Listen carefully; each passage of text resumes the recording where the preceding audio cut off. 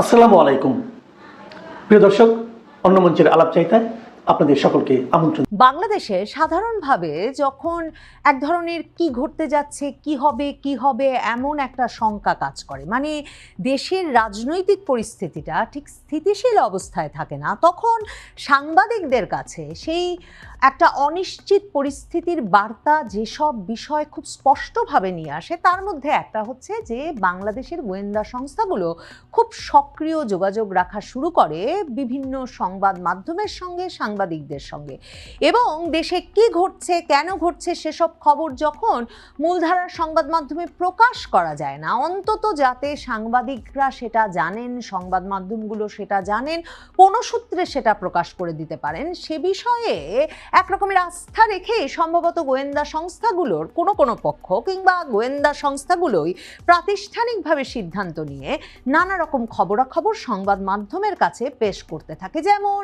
2024-এর 3রা August ওই যে ওয়াকারুজ্জামানের সেই দরবারটার খবর, যে দরবারে তিনি গান গেয়ে উঠেছিলেন যে আরেকটু কাঁদালে উড়াল দেব আকাশে, কিংবা যেই দরবারেই সিদ্ধান্ত হয়েছিল শেখ হাসিনা সরকারের সঙ্গে আর বাংলাদেশ সেনাবাহিনী থাকবে না, সেই দরবারের সকল সংলাপ, গান, পুঙ্খানুপুঙ্খ মন্তব্য কিন্তু সংবাদ মাধ্যমের কাছে, সাংবাদিকদের কাছে নানাভাবে পৌঁছে দিয়েছিলেন তখনই গোয়েন্দা সংস্থাগুলোর কর্মকর্তারা।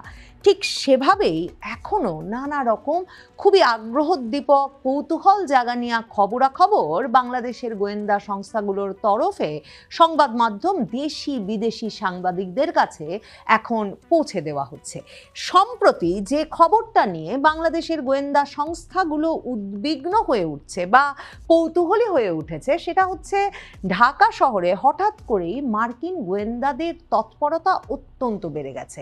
মার্কিন গোয়েন্দা দায়িত্বপ্রাপ্ত বিভিন্ন কর্মকর্তারা বাংলাদেশে, ঢাকায় এসে হোটেলে চেক ইন করছেন। মার্কিন যুক্তরাষ্ট্রের দূতাবাসের অতিথি হিসেবেই তারা চেক ইন করছেন, কিন্তু তাদের সম্পর্কে খবরাখবর নিতে গেলে দেখা যাচ্ছে তারা মার্কিন পররাষ্ট্র দপ্তরের গোয়েন্দা বিভাগ কিংবা ইন্টেলিজেন্স অ্যান্ড রিসার্চ ব্যুরোর মতো বিশেষায়িত একটা শাখার সদস্য বটে। এ ধরনের গোয়েন্দারা, যাদেরকে সরাসরিভাবেই ডিপ স্টেটের খুবই মুখ্য ভূমিকা পালনকারী হিসেবে অভিহিত করা যেতে পারে, এরা যখন ঢাকা শহরে বা বাংলাদেশে যখনই খুব ঘন ঘন আসা যাওয়া করেছেন, তখনই বাংলাদেশে একটা কোনো বড় ধরনের পরিবর্তন ঘটে গেছে। 5ই আগস্টের আগে যেমন বাংলাদেশে মার্কিন গোয়েন্দাদের ঘন ঘন যাতায়াত দেখা গেছে, ঠিক তেমনি এ ধরনের পদাধিকারী ব্যক্তিরা ভীষণভাবে আসা যাওয়া করতেন বাংলাদেশে মার্কিন যুক্তরাষ্ট্রের মার্কিন দূতাবাসের অতিথি হিসেবেই, পররাষ্ট্র মন্ত্রণালয়ের কর্মকর্তা হিসেবেই 2007 সালের 1/11 আগেও। এগুলোকে ভীষণভাবে গুরুত্বপূর্ণ ইঙ্গিতবাহী বলে তাই মনে করা হচ্ছে যে কেনই বা মার্কিন গোয়েন্দা কর্মকর্তারা এবং এই বিশেষায়িত কর্মকর্তারা, যারা পররাষ্ট্র মন্ত্রণালয়ের সদস্য কিন্তু পররাষ্ট্র মন্ত্রণালয়ের গোয়েন্দা এবং গবেষণা শাখার কর্মকর্তা হিসেবে যাদেরকে বিশেষভাবে তৈরি করা হয়েছে, তারা কেনই বা এ সময়ে ঢাকায় আসছেন। গোয়েন্দা তথ্য মতে এই মার্কিন গোয়েন্দারা ঢাকায় আসা শুরু করেছেন দুটো কারণে। প্রথমত শেখ হাসিনা ঘোষণা দিয়ে একটা তারিখ ঘোষণা করে দিয়েছেন, একটা সময়সীমা ঘোষণা করে দিয়েছেন যে তিনি ডিসেম্বরে ঢাকা ফিরবেন। ঢাকা ফিরে তিনি আদালতে আত্মসমর্পণ করতে চান, মৃত্যুদণ্ডের রায় মাথায় নিয়ে ফিরতে চান। তিনি একা ফিরবেন না, তিনি আওয়ামী লীগের আরও নির্বাসিত নেতাদের নিয়ে ফিরবেন, যার মধ্যে মৃত্যুদণ্ডপ্রাপ্ত আসাদুজ্জামান খান কামাল যেমন থাকতে পারেন। যে নেতারাই ফিরবেন তারা প্রত্যেকেই হত্যা মামলার আসামি, আন্তর্জাতিক অপরাধ ট্রাইব্যুনালের আসামি, এবং শেখ হাসিনা বলছেন দেশেও তিনি নেতাকর্মীদের প্রস্তুত করছেন যারা আত্মগোপনে আছেন, হামলা মামলার শিকার হয়ে সাধারণ জীবনযাপন করতে পারছেন না, তারাও যাতে ওই একই দিনে এসে শেখ হাসিনার সাথে আদালতে আত্মসমর্পণ করেন। মার্কিন গোয়েন্দা কর্মকর্তাদের এই যে বাংলাদেশে আসা, তার সঙ্গে শেখ হাসিনার এই ঘোষণাকে সরাসরি সম্পর্কযুক্ত বলে মনে করছেন অনেকেই। কারণ তারা বলছেন একদিকে যেমন মার্কিন যুক্তরাষ্ট্রের সঙ্গে শেখ হাসিনার নিশ্চিতভাবেই একটা যোগাযোগ স্থাপিত হয়েছে নয়াদিল্লিতে বসে, অনেক সাংবাদিক সংবাদ মাধ্যমের সূত্রে এমন খবরও বেরিয়ে আসছে যে মার্কিন যুক্তরাষ্ট্রের যে বিশেষ দূত দক্ষিণ এশিয়া বিষয়ক এবং ভারতে মার্কিন যুক্তরাষ্ট্রের যে রাষ্ট্রদূত সার্জিও গোর, যিনি অত্যন্ত ঘনিষ্ঠ প্রেসিডেন্ট ট্রাম্পের, মাত্র ৩৫ বছর বয়সী এই ব্যক্তিকে যে ট্রাম্প দক্ষিণ এশিয়া বিষয়ক বিশেষ দূত করে ভারতে পাঠিয়েছেন, তার প্রধান কারণ হিসেবেই তখন থেকেই মার্কিন যুক্তরাষ্ট্রের পত্রপত্রিকাগুলো, ভারতের পত্রপত্রিকাগুলো লিখছিল যে ট্রাম্প যাতে নিজে সরাসরি এক ফোনের দূরত্বে এমন একজনকে রেখে ভারত এবং দক্ষিণ এশিয়ার বিষয়টি দেখভাল করতে পারেন, যার সঙ্গে তার প্রতিদিন নিয়মিত যোগাযোগ আছে, সে কারণেই সবচেয়ে বিশ্বস্ত ব্যক্তি এই সার্জিও গোরকে ট্রাম্প ভারতে নিয়োগ দিয়েছেন মার্কিন রাষ্ট্রদূত এবং দক্ষিণ এশিয়া বিষয়ক বিশেষ দূত হিসেবে। সার্জিও গোর ট্রাম্পের এতটাই ঘনিষ্ঠ যে ট্রাম্প প্রশাসন ক্ষমতা নেওয়ার পর ট্রাম্পের কর্মকর্তা হিসেবে সারা মার্কিন প্রশাসনে যাদেরকে নিয়োগ করা হয়েছে তার ৯০%-এরও বেশি নিয়োগ করে এসেছিলেন এই সার্জিও গোর নিজে ট্রাম্পের তরফে। এহেন সার্জিও গোরের সঙ্গে শেখ হাসিনার একটা ঘন ঘন যোগাযোগ স্থাপিত হচ্ছে দিল্লিতে বসে, সে খবরটাও বিভিন্ন সাংবাদিক সূত্রে, সংবাদ মাধ্যম সূত্রে কিন্তু গত কয়েক সপ্তাহে বেরিয়ে এসেছে। এবং শেখ হাসিনা মার্কিন যুক্তরাষ্ট্র, ট্রাম্প প্রশাসন আওয়ামী লীগের পরিসর তৈরি করতে বাংলাদেশের সক্রিয় ভূমিকা রাখবেন এমন একটা প্রতিশ্রুতি, গ্রিন সিগন্যাল পেয়েই এমন একটা ঘোষণা দিয়ে দিতে পেরেছেন, যে ঘোষণায় এমনকি ভারতের নিরাপত্তা কর্মকর্তারা পর্যন্ত চমকে গেছেন। কারণ ভারতের সঙ্গে মার্কিন যুক্তরাষ্ট্রের সক্রিয় আলাপ আলোচনা চলছিল আওয়ামী লীগের জন্য বাংলাদেশে পরিসর তৈরি, এই অঞ্চলের নিরাপত্তা নিশ্চিতে কতটা জরুরি সে বিষয়ে। মে মাসে ভারতের সঙ্গে ইরান যুদ্ধকে কেন্দ্র করে একেবারে তলানিতে গিয়ে ঠেকা সম্পর্কটাকে চাঙ্গা করতে হঠাৎ করেই যখন মার্কিন পররাষ্ট্রমন্ত্রী মার্কো রুবিও ভারত চলে এলেন, তখন ভারতের পররাষ্ট্রমন্ত্রী এস জয়শঙ্কর, ভারতের নিরাপত্তা উপদেষ্টা অজিত ডোভাল, ভারতের প্রধানমন্ত্রী নরেন্দ্র মোদী মার্কিন যুক্তরাষ্ট্রের নিরাপত্তা অঞ্চল, এশীয় প্রশান্ত মহাসাগরীয় অঞ্চল সম্পর্কে যে প্রধান ব্রিফটা পররাষ্ট্রমন্ত্রী মার্কো রুবিওকে করেছেন, সেটা হচ্ছে যে এই অঞ্চলের নিরাপত্তা নিশ্চিত করতে হলে, এই অঞ্চলকে চীনের প্রভাব মুক্ত রাখতে হলে, এই অঞ্চলে ভারতকেই যদি মার্কিন যুক্তরাষ্ট্র তাদের সবচেয়ে বড় অংশীদার বলে মনে করে, তাহলে মার্কিন যুক্তরাষ্ট্রকে বাংলাদেশে আওয়ামী লীগের যথাযথ পরিসর নিশ্চিত করার ব্যবস্থা করতেই হবে। না হলে বাংলাদেশটা একেবারে ইসলামপন্থীদের, চরমপন্থীদের দখলে চলে যাচ্ছে। এবং যে মার্কিন যুক্তরাষ্ট্র শেখ হাসিনা সরকারের পতন ঘটাতে সক্রিয় ভূমিকা রেখেছে ২০২৪-এর জুলাই আগস্টে, তাদের নিরাপত্তা, তাদের বাণিজ্য সম্ভাবনা, তাদের ব্যবসার সম্ভাবনাও ভীষণভাবে সে পরিস্থিতিতে ক্ষতিগ্রস্ত হবে। কাজেই মার্কো রুবিও মে মাসে ভারত ছাড়ার আগেই বাংলাদেশে নিযুক্ত মার্কিন রাষ্ট্রদূত ব্রেন ক্রিস্টেনসেনকে ডেকে নিয়েও কিন্তু এই ব্রিফিং জানিয়ে দিয়েছিলেন যে বাংলাদেশে আওয়ামী লীগ কিভাবে রাজনীতিতে ফিরতে পারে, শেখ হাসিনা কবে কিভাবে বাংলাদেশে ফিরতে পারেন, সেদিকে এই পরিসর তৈরিতে যেমন মার্কিন প্রশাসনের, মার্কিন যুক্তরাষ্ট্রের সক্রিয় হতে হবে বাংলাদেশে, তেমনি ভারত কি চায় সে বিষয়ে নজর রাখতে হবে ব্রেন ক্রিস্টেনসেন সহ বাংলাদেশে নিযুক্ত মার্কিন প্রশাসনকেও। সে কারণেই কিন্তু ভারতের রাষ্ট্রদূত হিসেবে দীনেশ ত্রিবেদী দায়িত্ব নেওয়ার পরপরই ওই যে ট্রাম্প ঘনিষ্ঠ দক্ষিণ এশিয়ার বিশেষ দূত সার্জিও গোর রীতিমতো সামাজিক যোগাযোগ মাধ্যমে স্ট্যাটাস দিয়ে বলেছেন তিনি বাংলাদেশে নিযুক্ত ভারতের রাষ্ট্রদূত দীনেশ ত্রিবেদীর সঙ্গে ঘনিষ্ঠভাবে কাজ করতে আগ্রহী এবং সেদিকে, সেই সম্ভাবনার দিকেই তিনি চেয়ে আছেন। এ অবস্থায় মার্কিন গোয়েন্দারা যখন বাংলাদেশে ঘন ঘন আসা যাওয়া শুরু করেছেন, হঠাৎ করেই দলে বলে এসে হাজির হয়েছেন, ওয়েস্টিন হোটেলে চেক ইন করেছেন, তাদের পাসপোর্ট বাংলাদেশের গোয়েন্দা সংস্থার বরাতেই সংবাদ মাধ্যমের কাছে, সাংবাদিকদের কাছে পৌঁছে দেওয়া হয়েছে এবং এরা প্রত্যেকেই মার্কিন পররাষ্ট্র দপ্তরের ইন্টেলিজেন্স এবং রিসার্চ উইংয়ের সদস্য তখন বাংলাদেশের গোয়েন্দারা বলছেন এরা এসেছেন মূলত বাংলাদেশের সরকার এবং বাংলাদেশের অন্যান্য রাজনৈতিক দলগুলো শেখ হাসিনা যে ডিসেম্বরে ফেরার ঘোষণা দিয়েছেন সে বিষয়ে কি ধরনের প্রতিক্রিয়া দেখানোর কথা ভাবছে, কিভাবে সে পরিসর তৈরি করা যায়, সে বিষয়ে কতটা প্রস্তুত, এসব বিষয় আঁচ করে দেখতে। এবং দ্বিতীয়ত, যদি বাংলাদেশের বর্তমান ক্ষমতাসীন দল কিংবা ক্ষমতার কেন্দ্রে থাকা রাজনৈতিক দল জামায়াতে ইসলামী, জাতীয় নাগরিক পার্টির সঙ্গে তাদের এসব আলোচনায় তারা আঁচ করতে পারেন যে এই দলগুলো প্রস্তুত নয় কিছুতেই আওয়ামী লীগকে রাজনীতিতে ফিরিয়ে আনতে বা বাংলাদেশের এই কোটি কোটি মানুষের সংগঠনটিকে বাংলাদেশের রাজনৈতিক প্রক্রিয়ায় অন্তর্ভুক্ত করে বাংলাদেশের রাজনীতিতে সমাজে একটা স্থিতিশীলতা ফিরিয়ে আনতে, যেটা মার্কিন বাণিজ্য সম্ভাবনা থেকে শুরু করে মার্কিন যুক্তরাষ্ট্রের বাংলাদেশের প্রতি আগ্রহকে স্থিতিশীল করতেও ভূমিকা রাখবে। তাহলে এই দলটি হচ্ছে সেই দলটি যারা মার্কিন পররাষ্ট্র দপ্তরের পক্ষে এমনকি বিকল্প খোঁজার কাজ শুরু করতে পারবেন। একটা খুব বিখ্যাত বই আছে মার্কিন গোয়েন্দা সংস্থা, মার্কিন গোয়েন্দা ব্যবস্থা কিভাবে কাজ করে সে প্রসঙ্গে। জেফ্রি রিচেলসনের লেখা ইউএস ইন্টেলিজেন্স কমিউনিটি নামের সেই বইটা পড়লে পরিষ্কার জানা যায় যে যেই কর্মকর্তারা এসে ওয়েস্টিনে একের পর এক চেক ইন করছেন, যেই কর্মকর্তারা বাংলাদেশে বিভিন্ন পক্ষের সঙ্গে যোগাযোগের জন্য হঠাৎ করেই ঢাকায় উপস্থিত হয়েছেন এবং যারা খুব সক্রিয় হয়ে উঠেছেন, তারা মার্কিন পররাষ্ট্র দপ্তরের গোয়েন্দা এবং গবেষণা শাখা ইন্টেলিজেন্স এবং রিসার্চ উইংয়ের সদস্য।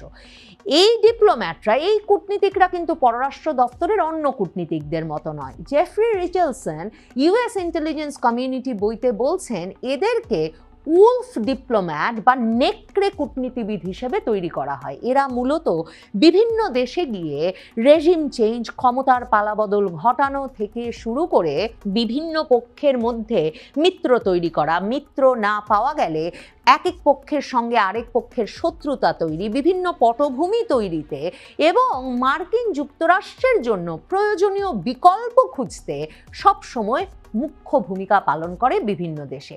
এরকম যখন একটা পরিস্থিতি, এমনকি রাষ্ট্রের বিভিন্ন প্রতিষ্ঠান, সুশীল সমাজের প্রতিনিধি, সেনাবাহিনী, আইন শৃঙ্খলা রক্ষাকারী বাহিনী, এসব বিভিন্ন জায়গাতেও এরা তাদের স্বার্থ রক্ষায় মিত্র তৈরিতে মুখ্য ভূমিকা পালন করে।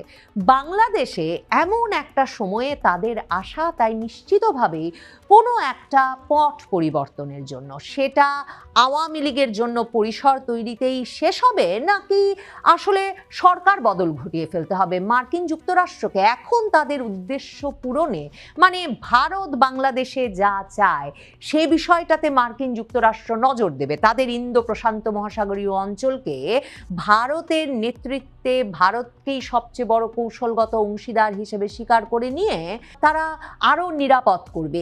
এই স্ট্র্যাটেজিতে চলে তারা এখানে ভারতের একরকমের চাওয়া মতো কিংবা বাংলাদেশকে ইসলামপন্থীদের হাত থেকে রক্ষা করতে, চরমপন্থী গোষ্ঠীর হাত থেকে রক্ষা করে এখানে একটা স্থিতিশীল রাজনৈতিক পরিবেশ আনতে আওয়ামী লীগের জন্য রাজনৈতিক পরিসরেই তাদের অ্যাসাইনমেন্ট শেষ হবে নাকি তাদেরকে বিকল্প খুঁজতে হবে, সেটা মাত্র খতিয়ে দেখতে বাংলাদেশে মার্কিন গোয়েন্দাদের আনাগোনা বেড়েছে। তবে শেষ পর্যন্ত তাদের কি করতে হতে পারে, কতদূর যেতে হতে পারে, কোথায়, কখন, কিভাবে তারা বিকল্প খুঁজে পান, সেসব বলা মুশকিল। তবে মার্কিন গোয়েন্দাদের এই আনাগোনা এর আগে যতবার বাংলাদেশে ঘটেছে, কোনোবারই পরিস্থিতিটা ঠিক যেমন ছিল তেমন থেকে যায়নি বা তেমনভাবে রক্ষা করা সম্ভব হয়নি বলেই বাংলাদেশের গোয়েন্দারা জানান। বর্তমান প্রধানমন্ত্রী জনাব তারেক রহমানের কীর্তিকলাপ দেখে, ও ম্যাডাম তুমি দেখতে কি পাও তোমার পোলার আকাম। পদ্মা সেতু, শেখ হাসিনার সরকার পদ্মা সেতু বানাতে পারবে না, সব মুখরোচক গল্প। পদ্মা সেতু বানানো হয়েছে জোড়াতালি দিয়ে। কে বলেছিল? আমাদের ম্যাডাম বেগম খালেদা জিয়া, সে বলেছিল। চলেন ভিডিওটা দেখি। কিন্তু পদ্মা সেতু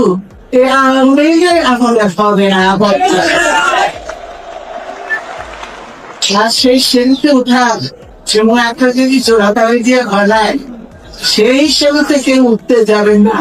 অনেক পদ্মা সেতু, এ সেতু আওয়ামী লীগের আমলে হবে না। এ সেতু হলেও জোড়াতালি দিয়ে বানানো হবে, আপনারা কেউ পদ্মা সেতুতে উঠতে যাবেন না, ভুল করেও উঠা যাবে না। কিন্তু ম্যাডামের অবাধ্য সন্তান জনাব তারেক রহমান সেই সেতুতে উঠে সেই সেতু পাড়ি দিয়ে তার ব্যক্তিগত যে বাস, তার গাড়ি বহর নিয়ে তিনি বরিশাল গেছেন। লজ্জা লাগে না? মির্জা ফখরুল আপনিও বলেছিলেন পদ্মা সেতু জোড়াতালি দিয়ে বানানো হয়েছে, এই সেতুতে ভুলেও উঠা যাবে না। বিএনপির নেতাকর্মীদেরকে নির্দেশনা দিয়েছিলেন এই সেতুতে তারা যাতে না উঠে, অথচ ফ্যাসিস্ট শেখ হাসিনার করা সেতু দিয়ে তরতর করে গাড়ি বহর নিয়ে বরিশাল গেলেন। লজ্জা নাই আপনাদের? সৃষ্টিকর্তা কেন আলাদাভাবে শয়তান বানিয়েছে? যেখানে বিএনপি এবং জামাত বাংলাদেশে আছে, যেখানে বিএনপি জামাত বাংলাদেশে আছে, সেখানে আলাদা করে শয়তান বানানোর কোনো দরকার ছিল না। সেজন্যই বললাম, ও ম্যাডাম তুমি দেখতে কি পাও, তোমার পোলার আকাম ওপার থেকে। ম্যাডাম দেখলেও লাভ নাই, কারণ তারেক রহমান ম্যাডামকে 2 পয়সার মূল্যায়ন করে না। বাংলাদেশে বন্যায় দক্ষিণাঞ্চল অর্থাৎ চট্টগ্রাম অঞ্চলের ভয়ঙ্কর অবস্থা, ভয়াবহ অবস্থা। গতকাল দেখলাম 43 জন মানুষ মারা গেছে। আজ সেই সংখ্যা বেড়ে দাঁড়িয়েছে 51 জন। টোটাল 7টা জেলায় প্লাবিত হয়েছে, অর্থাৎ আগে ছিল 5টা জেলা গতকাল পর্যন্ত, আজ আরো 2টা জেলা বেড়ে গিয়েছে। প্রায় 20 লক্ষ মানুষ টোটাল পানিবন্দী। বিশ্রী অবস্থা, খাবার নেই, পানযোগ্য পানি নেই। কিন্তু সরকারের পক্ষ থেকে কেউ কোনো কিছু করছে না। নামমাত্র এনসিপির নেতাকর্মীরা গিয়েছিল অল্প কিছু ত্রাণ নিয়ে, সরকারের পক্ষ থেকে সেভাবে কেউ যায়নি। কিন্তু এই বন্যা কবলিত এলাকায় এই অসহায় সংকটকালীন সময়ে এই মানুষগুলার পাশে দাঁড়িয়েছে ওই ফ্যাসিস্টের দূষররা। ছাত্রলীগ, যুবলীগ, স্বেচ্ছাসেবক লীগের অসংখ্য নেতাকর্মী এই বন্যা কবলিত এলাকায় গিয়েছে, সেখানে গিয়ে তারা ত্রাণ বিতরণ করছে। অথচ এই মানুষগুলা গত 2 বছর তাদের নিজের খাবারের ঠিক নাই, তাদের থাকার জায়গা নাই, তারা পলাতক ছিল, তারা বিচ্ছিন্ন অবস্থায় বিভিন্ন জায়গায় অবস্থান করছিল। তারপরেও কিছু কিছু অল্প অল্প টাকা তারা সংগ্রহ করে ত্রাণ নিয়ে এই অসহায় মানুষদের পাশে ছুটে গিয়েছে। আপনারা বিগত বছরের বন্যায় দেখেন নাই ঢাকা বিশ্ববিদ্যালয়ের ছাত্রলীগের সভাপতি সঞ্জিত চন্দ্র দাস কিভাবে ছুটে গিয়েছিল? ছাত্রলীগের সভাপতি আল নাহিয়ান খান জয়, সাধারণ সম্পাদক লেখক ভট্টাচার্য, ছাত্রলীগের সাংগঠনিক সম্পাদক সাদ বিন কাদের চৌধুরী, এরকম অসংখ্য কেন্দ্রীয় পর্যায়ের নেতাকর্মী সেই বন্যা দুর্গত এলাকায় ছুটে গিয়েছিল।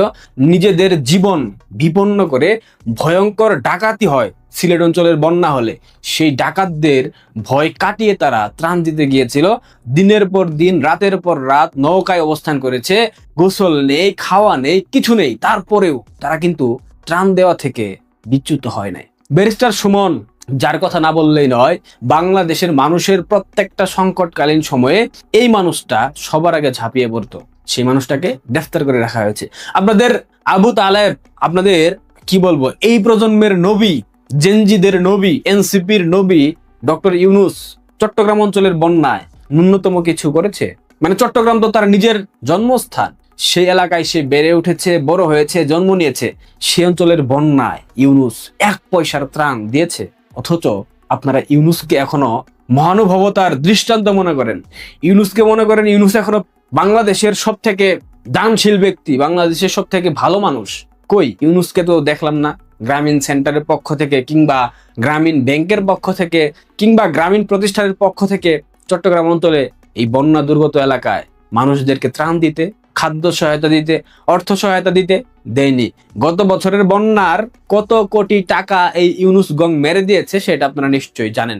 1000 কোটি টাকা ফান্ডের কথা বলেছিল সুদখোর ইউনূস, সেই টাকা কোথায় আমরা কেউ জানি না। এটাই হচ্ছে বিএনপি, জামায়াত এবং আওয়ামী লীগের পার্থক্য। দেখেন, যেখানে দেশের 7টি জেলা বন্যায় আক্রান্ত, পানি একদম বিপদ সীমা অতিক্রম করে গেছে, মানে সেইখানকার মানুষ স্বাভাবিকভাবে কিচ্ছু করতে পারতেছে না। কেউ কলা গাছের ভেলা বানিয়ে অবস্থান করছে, কেউ ঘরের চালে অবস্থান করছে, কেউ এলাকা ছেড়ে দিয়ে চলে গেছে, সব জিনিসপত্র নষ্ট হয়ে গেছে, কবর থেকে লাশ উঠে ভেসে যাচ্ছে, কেউ মারা গেলে তাকে জানাজা করা যাচ্ছে না, তাকে দাফন করা যাচ্ছে না। এরকম একটা অবস্থায় বাংলাদেশের প্রধানমন্ত্রী এই অথর্ব, এই মূর্খ বরিশাল সফরে যায়, ফ্যামিলি কার্ড দেয়, খাল খনন কর্মসূচি করে, গাছ লাগায়, কত নাটক। আবার সেনাবাহিনীর কোন এক ক্যাম্পে গিয়ে সেখানে খাবার খায় সেনা সদস্যদের সাথে সাক্ষাৎ করে, যেমনটা কদিন পূর্বে মানিকগঞ্জে আপনারা দেখলেন। এই অবস্থায় প্রধানমন্ত্রী যদি চট্টগ্রাম অঞ্চলে গিয়ে পর্যবেক্ষণ করত, হেলিকপ্টারে গিয়েও পর্যবেক্ষণ করত, ওই অঞ্চলের মানুষ কতটা খুশি হতো। শেখ হাসিনা যখন বন্যাকালীন সময়ে হেলিকপ্টার নিয়ে তিনি নিজে সশরীরে ওই বন্যা দুর্গত এলাকা পর্যবেক্ষণ করার জন্য যেতেন, তখন এটা নিয়ে বাংলাদেশের সুশীল বুদ্ধিজীবী কত কত ট্রল করতো। এখন যে তোমাদের জনপ্রিয় প্রধানমন্ত্রী, তোমাদের আব্বা হুজুর বন্যা দুর্গত এলাকা বাদ দিয়ে বরিশাল গেল, আবার পদ্মা সেতু ব্যবহার করে, মায়ের কথা অবাধ্য হয়ে, এখন তোমাদের কথা বের হয় না? এখন তোমাদের ট্রল কোথায় গিয়েছে? সুশীলতা এখন কোথায়? তোমাদের সমালোচনা এখন কোথায়? Family card, fuel card, health card, কত কার্ড। এই কার্ড বাবা কয়দিন পর হলো কাঁঠাল বাবা, কাঁঠাল রপ্তানি করবে। আবার আজকে দেখলাম টিস্যু বাবা, মানে টিস্যু পকেট থেকে বের করে কি উদাহরণ দিতেছে। আমার যে কোনো প্যান্টের পকেটে হাত দিলেই দেখা যাবে টিস্যু বের হয়ে আসবে। আমার পকেটে যদি হাত দেন, এই দেখেন টিস্যু বের হবে আমার পকেট থেকে। এই টিস্যু একটু আগে আমি যে মাটি নিয়ে হাত ধুয়ে, এখন এখানে তো টিস্যুটা ফেললে, তাহলে তো আমি আপনাদের যা বলছি আমি নিজেই সেটা মানলাম না। যেই দেশে যেই সংস্কৃতি, যেই কালচার, যেই কৃষ্টি, সেটা আপনাকে মানতে হবে। হাতের টিস্যু ব্যবহার করার পর সেই টিস্যু পকেটে রাখার মতো চিন্তা চেতনা বাঙালির মধ্যে এখনো ধারণ করে নাই। ওই বাঙালিকে এটা শিক্ষা দেওয়া কখনো যাবে না। কাজ নাই তো খয়বাজ, যেটা অরিজিনালি আপনার কাজ সেই কাজটা করেন না। চট্টগ্রামে প্লাবিত হয়ে গেছে 7টি জেলা। সেই জেলাগুলাতে সরকারের পক্ষ থেকে কি করা হয়েছে, কি দেওয়া হয়েছে? কিচ্ছু দেওয়া হয়নি। খবর নিয়েছি তো। যদি সরকারের পক্ষ থেকে কিংবা বিরোধী দলের পক্ষ থেকে ওই রকম ত্রাণ সামগ্রী দেওয়া হতো, বাংলাদেশের প্রথম সারির গণমাধ্যমগুলা চটকদার ভাবে টাইটেল দিয়ে সংবাদ প্রকাশ করত, কিন্তু তারা সেটা করে নাই। তার মানে আপনাকে বুঝে নিতে হবে সে এলাকায় ত্রাণ পৌঁছায়নি। এটাই হচ্ছে আপনাদের প্রধানমন্ত্রী, আপনাদের জাতির আব্বা।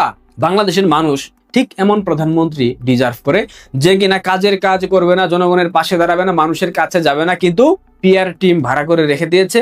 সেই পিআর টিম কিভাবে তাকে সোশ্যাল মিডিয়াতে জনপ্রিয় বানাতে হবে, সস্তা জনপ্রিয়তা অর্জন করতে হবে, সেটা চমৎকার ভাবে করছে। মোটামুটি ভালো ফান্ডিং দেয় জনাব তারেক রহমান তার পিআর টিমকে। টিস্যু ব্যবহার করার পর সেটা পকেটে রেখে দিতে হবে, সেটা ডাস্টবিনে ফেলতে হবে। এই ধরনের চটকদার সংবাদ যখন সামাজিক যোগাযোগ মাধ্যমে আসে, বাংলাদেশের মানুষ তো পুরো সংবাদ পড়ে না, তারা পড়ে হেডলাইন পড়াই তারা বিভিন্ন ধরনের চিন্তা ভাবনা করে ফেলে। এই যেমন কালের কণ্ঠ একটা সংবাদ প্রকাশ করেছে, হেডলাইন দেখেন কি চটকদার হেডলাইন, দেশে ফেরার ঝুঁকি নেবেন না শেখ হাসিনা। কালের কণ্ঠ কি জানে সায়েম সুবান আনবির রে ফোন করে বলছে প্রধানমন্ত্রী শেখ হাসিনা যে তিনি দেশে ফেরার ঝুঁকি নেবেন না? এই যে টাইটেলটা দেখলেন, এই টাইটেলটা দেখে কিন্তু অনেকেই ভেবে নিবে আয় হায় শেখ হাসিনা তো ফিরবে না। তৃণমূলের একটা অংশ যারা মূল সংবাদ পড়বে না, তারা কিন্তু হতাশাগ্রস্ত হওয়ার একটা ব্যাপার এখানে থেকে যায়। কিন্তু প্রকৃতপক্ষে এই সংবাদের ভেতরে পড়েন, দেখেন এই যে হেডলাইনের সাথে কোনো মিল নাই, কোনো সাদৃশ্যতা নাই। এটাই বাংলাদেশের গণমাধ্যমের চরিত্র, এটাই বাংলাদেশের তথাকথিত ভিউ ব্যবসায়ীদের চরিত্র। সামনে একটা, ভিতরে আরেকটা। যাই হোক, এগুলো অন্য প্রসঙ্গ, এগুলো না বলি। আপনাদের প্রধানমন্ত্রী আপনারা ক্ষমতার মসনদে বসাইছেন, এখন দেখেন আপনাদের জীবনমান উন্নয়নে, আপনাদের ভাগ্য পরিবর্তনে কতটা কি করতে পারে। এসএসসি পরীক্ষার্থীরা এই মুরগি মিলনকে দেখেন কি বলে। ম্যানহোলের যে পানিগুলো আছে না, এগুলারে যদি একটা বোতল যদি নিয়ে যদি শিক্ষামন্ত্রী যদি আমার হয়ে যদি খাওয়াই দিয়ে আসতে পারেন, তাহলে আপনার জন্য বিশেষভাবে আমি উপহার দিব, বুঝছেন? ম্যানহোলের পানিগুলো ওনারে একটা বোতল খাওয়াই দিয়ে আসবেন, এতটুকু আপনাদের কাছে বিশেষভাবে অনুরোধ। আপনি বুঝতেছেন না কি পরিবেশ এর মধ্যে আমাদেরকে এক্সাম দিতে হইতেছে? ঢাকা শহর পর্যন্ত প্লাবিত হয়ে গেছে, কারণ ড্রেনেজ ব্যবস্থা জঘন্য হয়ে গেছে। ড্রেনের মধ্যে পলিথিন দিয়ে ড্রেনকে একদম মানে বন্ধ করে দিয়েছে, পানি নিষ্কাশন ব্যবস্থা সম্পূর্ণরূপে নষ্ট হয়ে গেছে।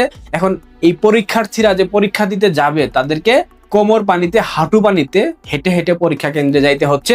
ভেজা শরীর নিয়ে সেখানে কি লিখবে, কি মাথা থেকে আসবে, যার কারণে একজন শিক্ষার্থী ক্ষুব্ধ হয়ে দেখেন মিলনকে কি বলতেছে। এই সরকারের জনপ্রিয়তা নাকি আসমানের তুঙ্গে একদম। এই সরকার নাকি আগামী 10 বছর রাষ্ট্র পরিচালনা করবে। তারেক রহমানের সরকার, বিএনপি সরকার এবং বিরোধী দল, এরা যে জঘন্য, এরা যে বাংলাদেশের মানুষের পক্ষে না, বাংলাদেশের মানুষ কিন্তু উপলব্ধি করতে পেরেছে।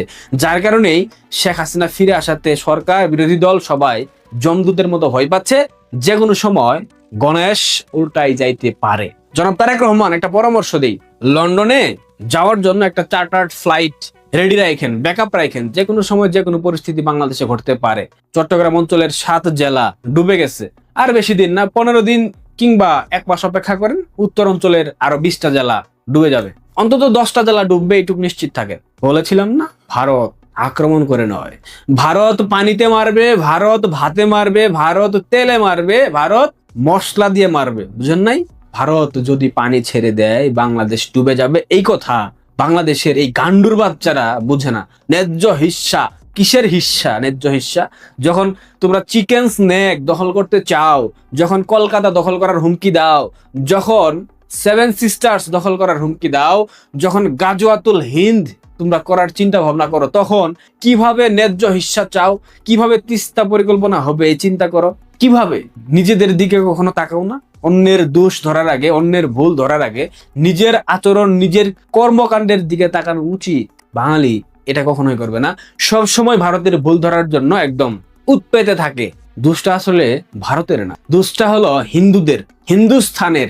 এরা কিন্তু ভারতকে ঘৃণা করে না, ঘৃণা করে হিন্দুদেরকে, ঘৃণা করে বিজেপি সরকারকে, কারণ তারা হিন্দুত্ববাদে বিশ্বাস করে। অবশ্যই হিন্দু প্রধান রাষ্ট্র হিন্দুত্ববাদে বিশ্বাস করবে না, স্বাভাবিক। তোমরা যেমন জিহাদ করতে চাও, খেলাফত প্রতিষ্ঠা করতে চাও, তখন ভারত যদি হিন্দুত্ববাদে বিশ্বাস করে তখন ভারত খারাপ হয়ে যায়। কি ডাবল স্ট্যান্ডার্ড বাঙালি! আহা, এই বাঙালি তারেক রহমানের মতো প্রধানমন্ত্রী ডিজার্ভ করে এবং পেয়েছে। তারেক রহমান তাদেরকে ওইটা মেরে 27 মান দেখাবে, এরপর সুন্দর মতো লন্ডন চলে যাবে, এরপর বাঙালি হয়ে যাবে ইরাক, সিরিয়া, ইয়েমেন, লিবিয়া। এটাই তোমরা প্রত্যাশা করো। ভালো থেকো, তোমাদের জন্য অনেক অনেক শুভকামনা।